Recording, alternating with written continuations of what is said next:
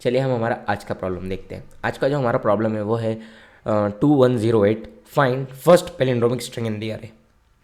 Question को statement को समझे तो वो है given an array of string words return the first palindromic string in the array. If there is no such string return an empty string. A string is palindromic if it reads the same forward and backward. Okay, तो क्या है, हमको एक अरे दिया है जिसके अंदर बहुत सारी स्ट्रिंग्स है, मतलब एक अरे दिया है स्ट्रिंग टाइप का जिसके अंदर बहुत सारी स्ट्रिंग्स है। उसमें से हमको फर्स्ट स्ट्रिंग ढूंढनी है जो पैलिंड्रोमिक है, और अगर ऐसी कोई स्ट्रिंग हमको नहीं मिलती है तो हमको रिटर्न करना है एक एम्प्टी स्ट्रिंग। अब सबसे पहले पैलिंड्रोम होता क्या है? पैलिंड्रोम वो होता है जिसको आप अगर फॉरवर्ड से रीड करें या बैकवर्ड से रीड करें वो सेम ही होता है। जैसे कि 1 to 1, अगर आप इसको फ्रंट से रीड करेंगे तो भी 1 to 1 होगा, बैक से रीड करेंगे तो भी 1 to 1 होगा। अगर आप इसके लिए मैं कोई और स्ट्रिंग लूँ, जैसे मैंने लिया कलर चेंज कर लूँ, वेट, हाँ, A B B A। अब आप इसको इधर से रीड करो या आप इसको इधर से ऐसा रीड करो, दोनों साइड से A B B A ही आएगा।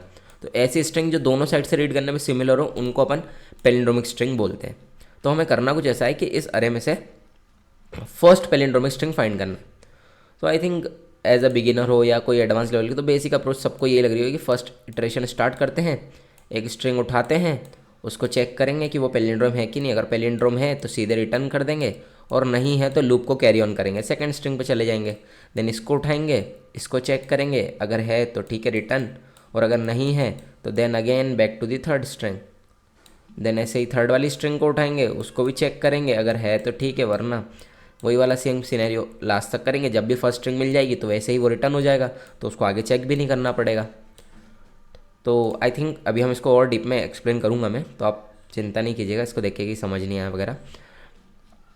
बेसिकली सबसे पहले आपको पैलिंड्रोम तो समझ में आ गया पैलिंड्रोम होता क्या है। अब हम हमारे बोर्ड पे चलते हैं। अब मेरे को दिया है एक अरे, अब हमको दिया है एक अरे, मान लीजिए A B C A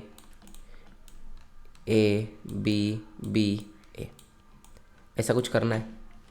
अब फर्स्ट अप्रोच ये है कि एक लूप लगाते हैं, यहाँ से पहली स्ट्रिंग लेते हैं, सपोज़ मेरे पास आ गया ABC। अब अपन क्या करते हैं, इसको कर लेते हैं रिवर्स। मैं भी एक अप्रोच बता रहा हूँ, ठीक है। इसको रिवर्स कर लेते हैं, तो रिवर्स पे भी हमको एक स्ट्रिंग मिल जाएगी, जो मिल जाएगी CBA, और इनको बस मैच कर लेते हैं कि ये दोनों इक्वल इक्वल है कि नहीं। अगर ये इक्वल इक्वल है मतलब पैलिंड्रोम है। इस स्ट्रिंग को रिवर्स करने पे अगर सेम स्ट्रिंग बन रही है तो ही तो पैलिंड्रोम है। जैसे मैंने बोला ABBA, तो अगर इसको रिवर्स करूँगा तो भी तो ABBA ही आएगा, तो दोनों इक्वल हो जाएंगे। तो अगर दोनों इक्वल है मतलब दोनों पैलिंड्रोम है। तो ये एक चेकिंग आप ये कर सकते हो कि सिर्फ इस तरीके से कर लो कि उनको रिवर्स कर दो और चेक कर लो कि बहुत इक्वल है कि नहीं। अगर इक्वल है तो सीधे सीधे रिटर्न कर दो, और अगर नहीं है तो शिफ्ट टू नेक्स्ट स्ट्रिंग। अब नेक्स्ट स्ट्रिंग लेके आओ, नेक्स्ट स्ट्रिंग आई है CBA, और इसका जब रिवर्स बनेगा तो इसका रिवर्स ABC बनेगा। तो ये क्या है, नहीं, ये भी नहीं है, ये भी नहीं है, ये भी नहीं था, तो नेक्स्ट स्ट्रिंग पे शिफ्ट हो जाओ, फिर नेक्स्ट स्ट्रिंग लेके आओ, नेक्स्ट स्ट्रिंग को चेक करो क्या ABBA जो है वो इक्वल इक्वल है अपने रिवर्स के। हाँ, ये इक्वल है। जैसे ही ये इक्वल है तो इसको सीधा सीधा कर दो रिटर्न। एक अप्रोच तो ये हो गई। एक अप्रोच और अलग होती है, वो मैं थोड़ा आपको समझाता हूँ। जैसे सपोज़ मेरे को एक स्ट्रिंग दी है ABBA। अब अगर मैं इसको रिवर्स करूँगा तो रिवर्स करने की पूरी कॉम्प्लेक्सिटी लगेगी। तो अगर हम रिवर्स ना करते हुए सिर्फ इतना चेक करना चालू करें कि फर्स्ट और लास्ट एलिमेंट सेम होना चाहिए, देन उसके अंदर के एलिमेंट सेम होना चाहिए। मतलब अगर मैं कोई बड़ी स्ट्रिंग लूँ ABCDCBA, तो अगर आप देखेंगे तो फर्स्ट और लास्ट इक्वल होंगे, सेकंड और लास्ट सेकंड इक्वल होंगे, थर्ड और लास्ट से थर्ड इक्वल होंगे, और अगर एक एलिमेंट बीच में बचेगा तो वो अकेला होगा, और दो एलिमेंट होंगे, सपोज़ यहाँ DD होते तो ये भी इक्वल होते। तो ऐसे दो सिनेरियो बनेंगे। अगर सिंगल है तो वो सिंगल रहेगा, और डबल है तो वो दोनों इक्वल होंगे। तो हम क्या इसको भी लूप के थ्रू चेक नहीं कर सकते? हाँ, इसको भी चेक कर सकते। तो हमारे जो रिवर्स की कॉम्प्लेक्सिटी, जो पूरी स्ट्रिंग रिवर्स हो रही थी, वो कम हो जाएगी। अगर मान लो बीच में ही मेरे को A चेक करने पे ही नहीं मिला, सिर्फ मैंने फर्स्ट चेक ही करा था एक एक कैरेक्टर, और उतने में ही मेरे को इक्वल नहीं मिला, तो मैं सीधे सीधे रिटर्न चला जाऊँगा, उसको चेक ही नहीं करूँगा आगे। और अगर मान लो मेरे को मिल गया तो फिर मैं आगे चेक करने लगूँगा, फिर मेरे को मिल गया तो फिर मैं आगे चेक करूँगा, फिर मेरे को मिल गया, और अगर मेरे को लास्ट तक ऐसे ही मिल गया तो मैं रिटर्न कर दूंगा। चलिए हम दोनों अप्रोचेस को कोड करते हैं, तो इससे आप बेटर समझ पाएंगे। अब अगर मैं पहली अप्रोच देखूँ, तो पहली अप्रोच के लिए मेरे को क्या करना है, मेरे को सबसे पहले मेरे ऐसे वैल्यूज़ ले, मतलब एक एक करके स्ट्रिंग्स लेनी है। तो स्ट्रिंग्स लेने के लिए मैं फॉर ईच लूप लगा रहा हूँ, स्ट्रिंग एस, ओके, और यहाँ ले लिया मैंने WRDS वर्ड्स। अब स्ट्रिंग एक एक करके आ रही है। अब हमको करना है क्या, हमको चेक करना है कि पैलिंड्रोम है कि नहीं है। तो फर्स्ट अपन ये कर सकते हैं कि अपन ले ले एक string builder ST equals to new string builder, और स्ट्रिंग बिल्डर में अगर मैं यहाँ पास कर दूँ ST डॉट रिवर्स। अब मैंने क्या करा, इसको कर दिया रिवर्स, और रिवर्स करने के बाद मैंने सिर्फ इतना यहाँ पर लिखा, इफ़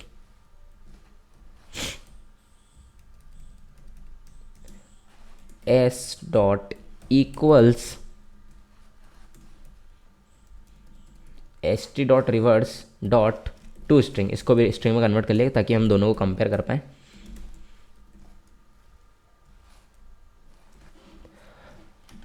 स्ट्रिंग बिल्डर के पास मेथड होती है रिवर्स, उसके थ्रू मैंने इसको रिवर्स कराया। उसके बाद मैंने S के लिए इक्वल वाला चेक लगाया कि दोनों इक्वल है कि नहीं, ये रिवर्स मेथड से रिवर्स हो जाएगा, देन अगेन टू स्ट्रिंग में कन्वर्ट हो जाएगा। अब अगर मान लो यहाँ इसको रिवर्स हो गया, रिवर्स के बाद चेक करने पे आया इक्वल, अगर दोनों इक्वल है तो हमको क्या करना है, रिटर्न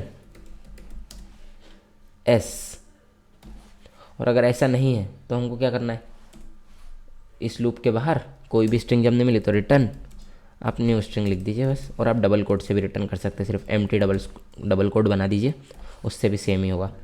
तो ये अगर इसको रन करके देखें,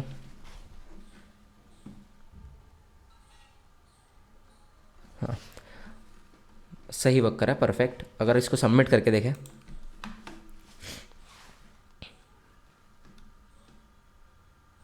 तो 4 MS आ रहा है, और ये इसकी कॉम्प्लेक्सिटी वगैरह अब आप समझ पा रहे। अब जो मैंने सेकंड अप्रोच ली थी उसके लिए मुझे सिर्फ इतना चेंज करना है कि अब मुझे स्ट्रिंग बिल्डर नहीं चाहिए।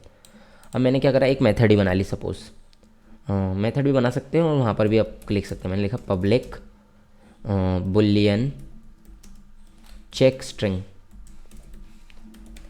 मैं पैलिंड्रोम चेक भी लिख सकता था या चेक पैलिंड्रोम में लिख सकता था, बट मैंने चेक स्ट्रिंग लिख दिया, ठीक है। आप लोग अपने हिसाब से नाम रख लीजिएगा। यहाँ पर आइए, हमारे पास क्या है, एक स्ट्रिंग S, और हमको क्या करना है, इसको चेक करना है कि बस ये स्ट्रिंग जो है वो पैलिंड्रोम है कि नहीं है। तो मैंने क्या करा, पहले S को कन्वर्ट कर लेता हूँ, एक कैरेक्टर एरे ले लेता हूँ, उसमें कन्वर्ट कर लेता हूँ S dot to care array. ये मैं आपके अंडरस्टैंडिंग के लिए कर रहा हूँ, आप डायरेक्ट कैरेक्टर एट मेथड से भी कर सकते हैं स्ट्रिंग के साथ फॉर लूप लगा के। मैं लिखा इंट, ओके सॉरी इसकी भी नीड नहीं है, वाइल लूप लगाएंगे हम जब हमको चेक ये करना है। तो अब हमने यहाँ लिया एक variable int S equals to 0, एक वेरिएबल लिया E, S से मतलब है स्टार्ट और E से मतलब है एंड। मैंने बोला था अपन स्टार्ट और एंड को चेक करेंगे। अब मैंने यहाँ करा C से ले लिया C डॉट LENGTH -1, लेंथ से एक कम, क्योंकि हमेशा जो इंडेक्स होता है वो लेंथ से एक कम होता है इसलिए, ठीक है। जब तक मेरा S जो है वो लेस देन है E से, तब तक हमको क्या करना है, चेक करते रहना है। क्या चेक करना है, इफ़ C का S जो है वो इक्वल है C के E से, या फिर इसको नॉट इक्वल करके आप सीधे रिटर्न फॉल्स कर दीजिए तो भी कोई दिक्कत नहीं है। मतलब अगर एक भी बार नॉट इक्वल मिला तो सीधे से यहाँ से रिटर्न चलेगा फॉल्स लेके, और अगर ऐसा परफेक्टली वर्क करा तो लास्ट में रिटर्न कर देते हैं हम ट्रू। तो अब इसने लास्ट में ट्रू रिटर्न कर दिया। अब यहाँ से ट्रू यहाँ आने के लिए हमें यहाँ चेक कॉल करना पड़ेगी। तो मैंने क्या करा, इस मेथड को कॉल कर लिया यहाँ पर। अब ना इसकी ज़रूरत है और ना इस चीज़ की ज़रूरत है, सिर्फ इस मेथड को यहाँ कॉल कर लिया और यहाँ पुट कर दिया S। अब अगर हम इसको रन करके देखें, कोई सिंथेटिकल इशू ना हो बस, मुझे लगा ही था मैंने कुछ डिक्लेरेशन, हाँ दोनों स्ट्रिंग ऐसे हो गई ना। तो इसको मैं ST नाम देता हूँ स्ट्रिंग को, और यहाँ ST यूज़ कर लेता हूँ ST।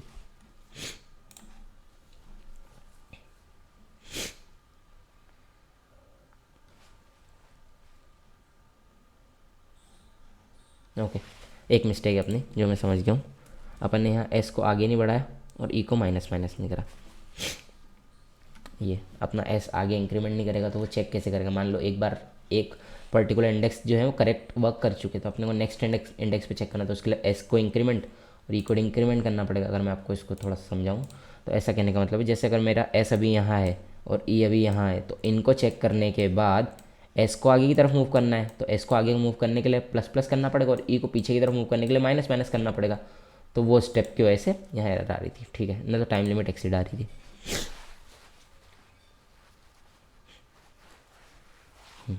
परफेक्ट वर्क कर रहा है। हाँ, सबमिट करते हैं।